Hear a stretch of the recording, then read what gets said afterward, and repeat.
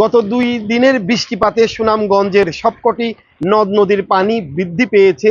তো আমি যে জায়গাটিতে দাঁড়িয়ে আছি এটি হচ্ছে সুনামগঞ্জের সুরমা নদী এবং এটি হচ্ছে সুনামগঞ্জের লঞ্চঘাট এলাকা। তো আপনারা যদি খেয়াল করেন আমার পেছনে সুরমা নদীর পানি বৃদ্ধি পেয়েছে, তারপরেও এখনো অনেকটুকুই বাকি আছে কানায় কানায় ভরে যাওয়ার। আমরা সুনামগঞ্জে পানি উন্নয়ন বোর্ড কর্মকর্তার সাথে সকালে কথা বলেছি, তিনি যেমনটি বলছেন পানি বৃদ্ধি পাচ্ছে, কিন্তু যে এতটুকু শঙ্কার কিছু নেই, কারণ এই পানিতে বন্যা হওয়ার খুব একটা আশঙ্কা নেই। আমরা এখানে কয়েকজন মানুষ দেখছি, তাদের সাথে একটু কথা বলতে চাই, ওনার সাথে একটু কথা বলতে চাই। সুরমা নদীর পানি তো বাড়ছে, তো কি মনে হয় যে আপনার কি মনে হচ্ছে এই পানিতে অন্তত এই পানিতে বৃষ্টি বন্যা হওয়ার সম্ভাবনা আছে? যে এই পানি বন্যা হওয়ার সম্ভাবনা আছে, তবে সুনামগঞ্জের যে হাওর গুলা রয়ে গেছে, কোনো হাওরে এখনো পানি ঢুকে নাই। একটা হাওরে যদি মনে করেন পানির বান ভাঙে, এগুলো হাওরে ঢুকে গেলে পানি সুনামগঞ্জের এই সুরমা নদীর পানি নামে যাবে। আর সুনামগঞ্জে না হলেও তো 10-12টা হাওর আছে বড় বড়, কোনো হাওরে এখনো পানি ঢুকে নাই। সবগুলো হাওরের বেরি বাঁধ এখনো রয়ে গেছে। ওয়ালটন ফ্রিজ কিনে অনেকের মতো আপনিও হয়ে যেতে পারেন মিলেনিয়াল, সেরা পণ্যের সেরা অফার। তো উনি যেমনটি বলছিলেন আসলে বাস্তবিক এটাই যে এই যে পানি সুরমা নদীর বৃদ্ধি পাচ্ছে, এই পানি যদি সুনামগঞ্জের 137টি ছোট বড় হাওর আছে এবং এই হাওরগুলি যদি হাওরের যে বাঁধের কিছু অংশ কেটে দেওয়া হয়, তাহলে এই পানি সহজেই নেমে যাবে। তারপরেও সুনামগঞ্জের মানুষ আসলে যখনই পানি বৃদ্ধি পায় কিংবা বৃষ্টিপাত হয় আতঙ্কে থাকেন, কারণ আপনারা জানেন 2022 সালে সুনামগঞ্জে ভয়াবহ বন্যা হয়। এরপর থেকে মূলত মানুষ বৃষ্টি আসলে এবং যদি একটু পানি বৃদ্ধি পায় তাহলে তারা আতঙ্কিত হয়ে পড়ে। এখানে আরেকজন আছেন, আমি ওনার সাথে কথা বলতে চাই। আপনি কোনছেন আসলে বৃষ্টিপাত তো ওইরও, কিন্তু হাওরও পানি নাই, নদীর পানি বাড়ছে, আপনারা কি ভয় আছে? সম্ভাবনাটা বন্যার সম্ভাবনা বেশি এরকম হইতেছে। সুনামগঞ্জের মানুষ খুব ভয় পাইতেছে। বন্যা এখন গতবার বন্যা হয়ে গেছে, এখনো এই বন্যার ভাব হইতেছে, লাগতেছে। ডরটা কেন? ডরটা যে পানির ডরটা যে এখন যেভাবে পানি আইতেছে, এই পানিটার বন্যার ডরটা বেশি রকম লাগতেছে আমার কাছে। আপনার ডর? জি জি। কিন্তু আগে তো এরকম হইতো, এর চেয়ে আর বেশি পানি মানে এর চেয়ে বেশি পানি হইলেও হাওরে পানি গুলা নিচে, এখন তো হাওরে পানি যাইতে পারে না, শুধু সম্পূর্ণ পানি আছে নদীতে। ওইটা লাগে আমাদের সুনামগঞ্জের মানুষের ডর বেশি রকম।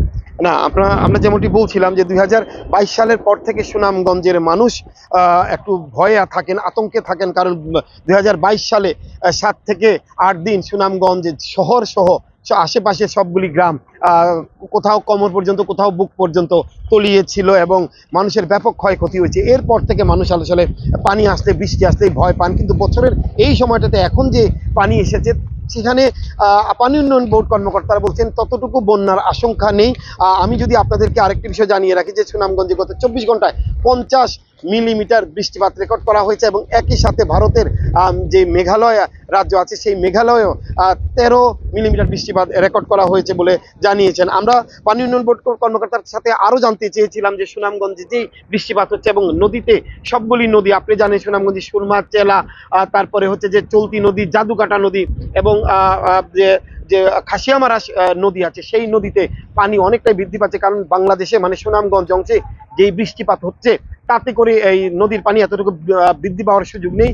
কিন্তু ভারতের মেঘালয় রাজ্যে পাহাড়ে যখন বেশি বৃষ্টিপাত হয়, চেরাপুঞ্জিতে বৃষ্টিপাত হয়, সেই বৃষ্টিপাতে ঢল হয়ে নেমে আসে।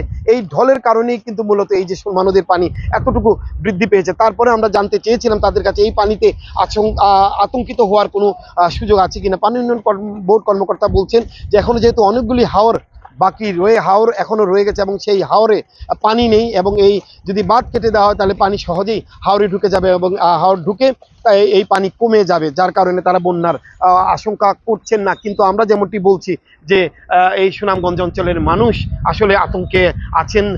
বেশিরভাগ বাসাবাড়ির মানুষ এরই মধ্যে আতঙ্কিত হচ্ছেন, সামাজিক যোগাযোগ মাধ্যমে বিভিন্ন ধরনের স্ট্যাটাস দিচ্ছেন, আমাদেরকে ফোন করছেন যে বন্যার কি সংখ্যা।